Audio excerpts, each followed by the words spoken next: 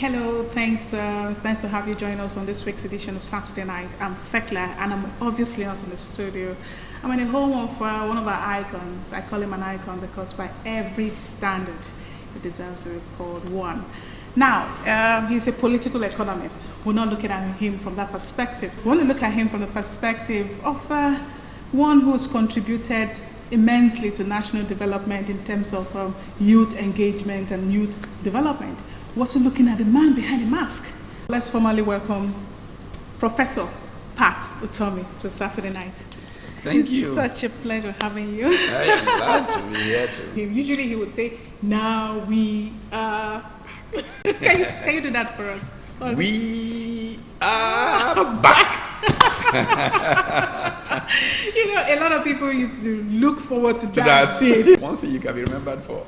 Oh, wow. You are back.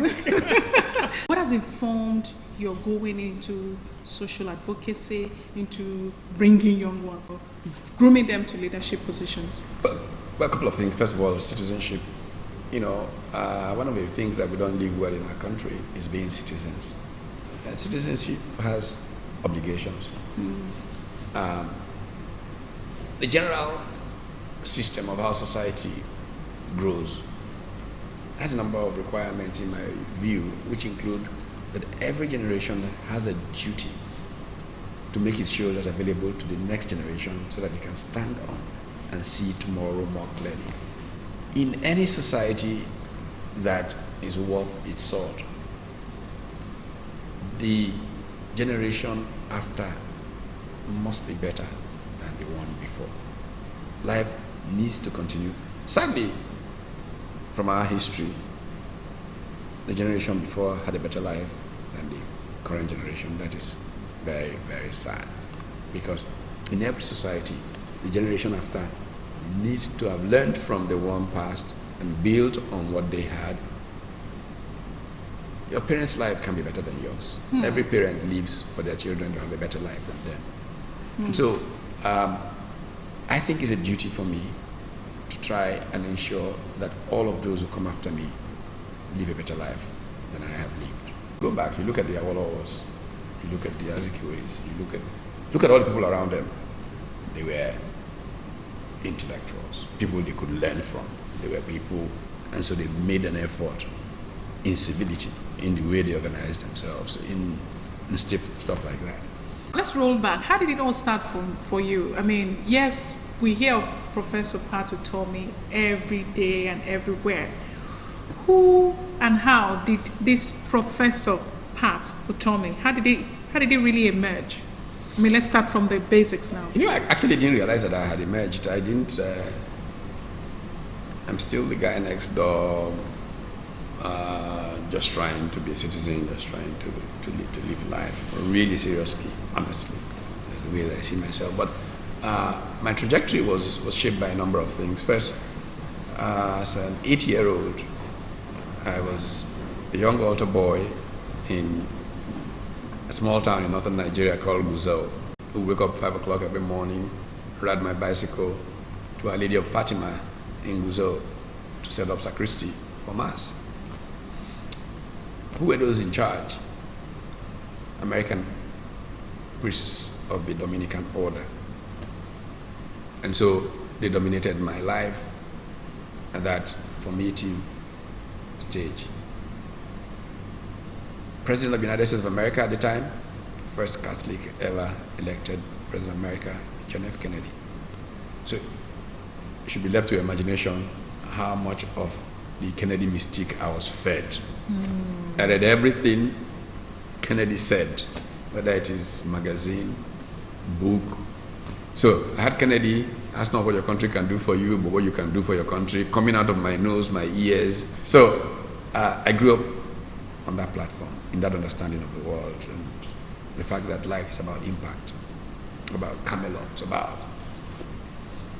and I took this into high school and was affected by many people. During the Southern African struggle, I was fascinated by young men like Steve Biko, you know, and the impact that they made, and all of that. And this drove me through season of student activism. Then I was influenced massively after graduate school by a number of people. Two principal mentors, and this is not mentor in the sense that is often used, somebody that I admire kind of thing, but in terms of real mentoring. Mentorship. One is Dr. Pius Okibo, first economic advisor to the Prime Minister of Nigeria, and the other, Ajay Babi Asika, administrator of East Central State during the war. In my writings, in my remarks, I often joke about my free education. I may have worked pretty hard at degrees, gotten 2 master's degrees and a PhD at 26, but my education started at 27. On return to Nigeria, I became very, very closely acquainted to these two gentlemen. And most of that season for me in 1983, 84, 85 was about driving up to Ajay Babi Asika's and asking him a question, what will then follow will be a 3-hour response that usually started from Socrates and ended with Nnamdi Azikiwe. Then when I'm done with Ajay, I will go across to see Dr. Okibo, and Pius Okibo will discuss every policy decision that Balewa made, the drama of the decision making, even the tone of Balewa's voice, and all of that, which is why my classes at Lagos Business School used to be a riot, because people just came to get a physical, of these realities, not textbook stuff, So I got a very expensive free education, very valuable, from the relationship with these men. In later years, I was also significantly affected by a Dr. Christopher Kolade, who actually shared an office with me at Lagos Business School, and I was very, very much affected also by him. In some ways, one final person that I admired very, very much in my early years, who the day my story was made was the day he referred to me more than 20 years ago as the Peter Drucker of Africa. I thought, oh my God, Dr. Michael Omolayole. So I've had good fortune in terms of people who have affected me and influenced me. You're living out the mass communicator. And your first degree was mass communication, but you really don't talk much about that. It's a tool you then use for the other things. Of course, the story of how I ended up in mass communication is one of those things that providence matters so much. If I didn't have those communication skills, I may not have done the other things half as well as I've managed to. And I went into communication school completely by accident. Leaving high school, living in Lagos, a friend of mine becomes an airline pilot, straight out of high school, goes off to flying school in Florida, comes back 10 months later, hired by Nigeria Airways, commercial pilot, driving a fancy car, comes in the evening, I get in the car and we drive around Surulere looking for young girls, waving down lift and playing games basically, and we'll pull up because usually, because he had a fancy American sports car, we would be looking for girls who had waved down the Toyota guy, and the Toyota guy would have stopped and we would just pull up in front. And very sensible girls, so look at the Toyota guy and say, excuse me, I think I've seen my uncle. And then she will come over and we'll wind down, and because of my side, Olu will be on the left side driving. And I say, yes, sweetheart, where are you going? He says, Yaba, oh sorry, we're going to Ikeja.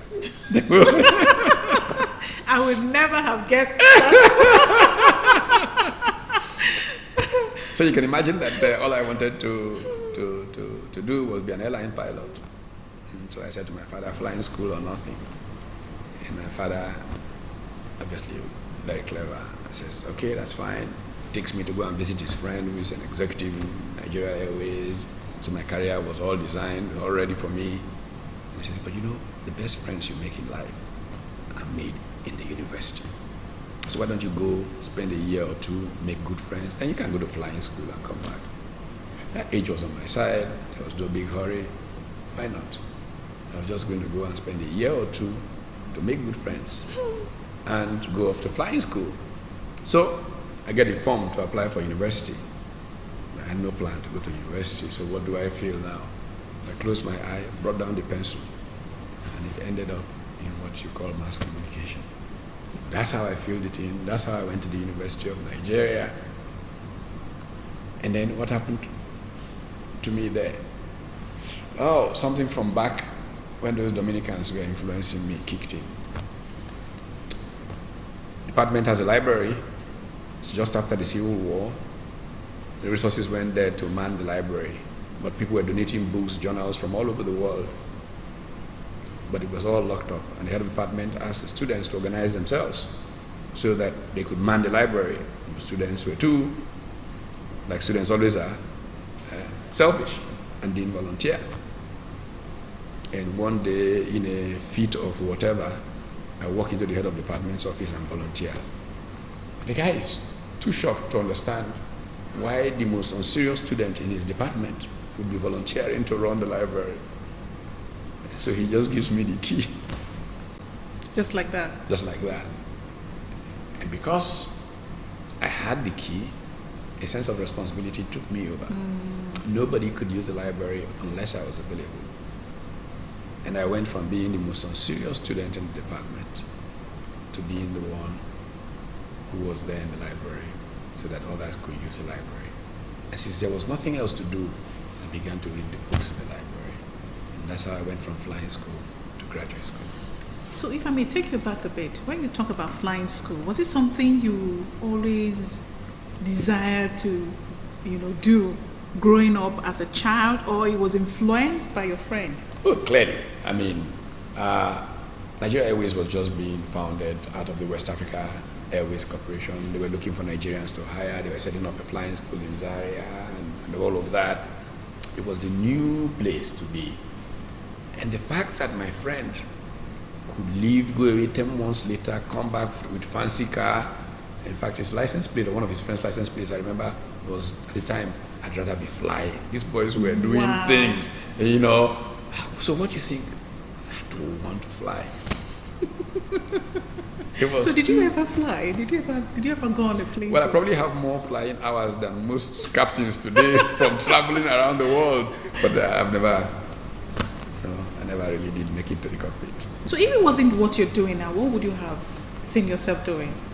I would have been teaching Alibaba a thing or two about comedy. And he knows that. I've told him that many times. I would have been king of comedy. What is one? You're making me laugh already. I'm just trying to picture you, factorize the you that I know now, in that compartment, and you don't fit in. I enjoy people being happy. I actually am a comedian in the flow of life. I mean, I don't have to think of jokes. I just get in conversations in a way that make people laugh. Where were you born? I was born in Kaduna. Okay. I was born in Kaduna. My family actually lived in Jos at the time, but one of my uncles lived in Kaduna, and the Queen of England was visiting Nigeria, the colonies at the time, and was going to go to Kaduna. And so the great urge to see the Queen of England, if you were part of the imperial, part of the empire. So my mother went on the 6th of February 1956 to go and wave to the Queen, but went into labor, and I was born before hospital was reached. So one of the things I used to do as an undergraduate, access to library and all of that, was go and look at microfilm, newspapers published around the time of my birth. So I can paint a picture of when I was born, all the activities. I read all the comings and goings of the Queen and all of that, newspapers. So how many languages can you speak? I probably can't speak any language. Do I, do I sound intelligible? No, even in English, do I sound intelligible? No, I spoke Hausa, Yoruba, and Igbo, of course, most points in my life. So you're a true Nigerian. Well, I was born in Kaduna, as I said. I was baptized in Jos. I lived in Maiduguri. I started school in Kano. Most of primary education was in Guzo. And then I started secondary school in Onitsha and left to come to Ibadan. Most of secondary school was in Ibadan, at Loyola College in Ibadan. And then I went back to the University of Nigeria to go to university.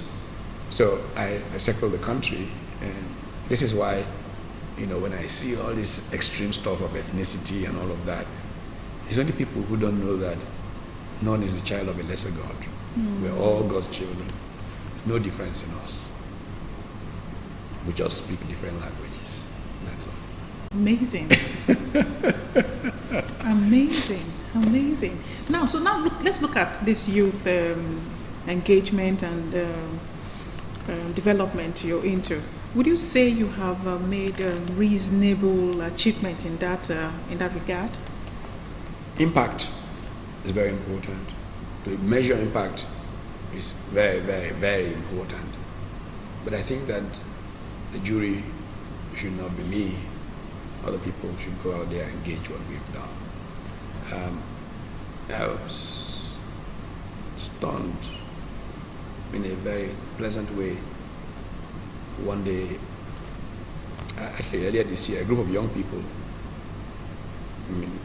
were organizing a birthday lecture for me in Abuja. In my remarks of reflection, I was saying, well, I'm not even sure what I have managed to accomplish in life, so I don't know why these people struggle to organize these lectures. And Soludo asked for the microphone, and then he says, surely you must know that you have built a lot of skyscrapers. As I travel around the world, I run into skyscrapers that you have built moving around on legs. Nigerians who think that without your contribution they will not be what they are. It was a moment, really, in many ways for me, because it reminded me of my challenges with airports. So I travel around the world, Nigerians just come and grab you, yeah, and then they start telling you a story. But the most embarrassing I can think of was I was going through an airport, Dallas actually, many years ago, and a woman with a teenage old child as she was passing, she was beginning to look. I was trying very hard to look away because I didn't want anybody to come and say, are you again? But after a while, it then struck her. She ran by. Excuse me, sir. I said, oh my God. Are you? I said, yes, I am. Oh my God, I have been following you since I was a baby. And I thought to myself, oh, this mama with teenage children is following me since she was a baby. I gotta be nice to say that. But in many ways, it's rewarding. Of course, it's challenging. Is there impact? I think history should judge. What's more important, and this has defined my entire approach to public life. When people say, you're not going to run for this, you didn't get that appointment. And I said, look, all these things are of no value, really. But what's of value is where you are in the hearts of men long after you've gone. And when I hear people make comments as I run into them around the world, I'm very hopeful that long after I'm gone, somebody will say he lived. Were there times when you were tempted, maybe a moment where you say, gosh, I've given so much and it looks like people are not even appreciative of what I've been doing, taking the shirt off my back to make sure that things work in this country. Were there moments when you said, enough of this, I'm tired, let me be selfish for a moment? It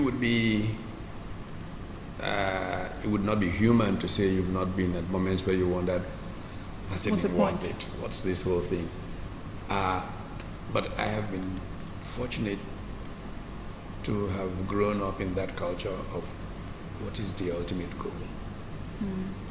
As long as there is a rectitude of intent, so long as your intentions are right, it should not matter whether they don't come out this way or that way. Because there are three judgments that are very, very important. The judgment of your conscience, the judgment of history, and the judgment of God. And all these judgments are not a function of what people say on social media. They're not a function of the size of your bank account. All these judgments are judgments that essentially state the profundity of the essence of your humanity. And once I think of the judgment of my conscience and think of possible judgment of history and ultimately of the judgment of God, I'm happy. Speaking of judgment, how would you have judged the average Nigerian youth? I think young people in Nigeria are much more clever than we give them credit for. I think that they are a lot more entrepreneurial than my generation was, and this is so important for getting the country to move forward. I think we've not been fair to the young people of this country because we are demanding of them what we took away from them. Okay, up close and personal now. You do so much there in the public sphere. How do you spend your time? Let's go into the part behind it, Professor Pat Utomi. I spend my time in some very simple ways. I provoked a bit of anger in some of my friends when at the Silver Birds Man of the Year Awards, I said, I made a choice for the simple life. Simple life, in private life, and in public life.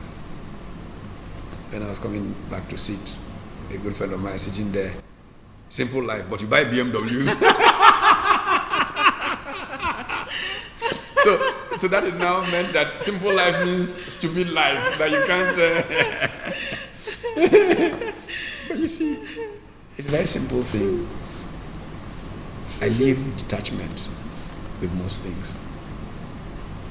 There's nothing I'm fixated on or hung on because I like to keep it simple. Many years ago, I think it was the Vanguard, somebody wrote something, I don't remember it, more than 50 years ago. They said something about Utomi is a man not obsessed with who he is. And I thought, who am I? What's that for anybody to be obsessed about? And really, truly, that choice of a simple life has come to a few measured choices that affect family life. My family is not in the face of everybody. That every day, the son of that, the daughter of, it's only when reporters harass my children or my wife to reflect on. Nobody goes out there wanting to cut any seek space. attention. None of it in my family. That's how we all are. I'm a public person, not out of desire, but just a function of the things that I do. And so, many years ago, we made a deliberate choice. And I said, my evenings belong to my family. As hard as people think I work, on most given days, and it has to be peculiar, at 7 o'clock, I'm in my home. My time is my family's time. In the early days, I tried to manage it in a way that created this image that people now have of the ubiquitous person who can be in 10 places at the same time. It was a very simple thing. These people have this cocktail, especially when the embassies were in Lagos. This government and the federal government was in Lagos, this event, this, that. So I devised a very simple way. Almost all the dinners would begin with a cocktail.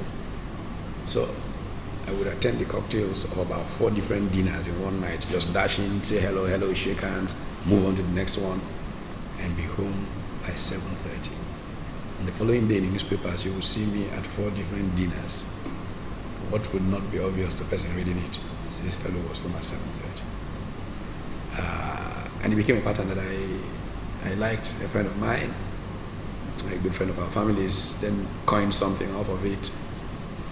Otumba says, when you go to a reception, you are wondering, is Pat going to come? Is Pat going to come? Where's Pat? Oh, that's Pat. Yes, Pat. Pat saying hello to John. Pat saying hello to Mary. Pat saying hello to Shoaibu. Let me catch up with Pat.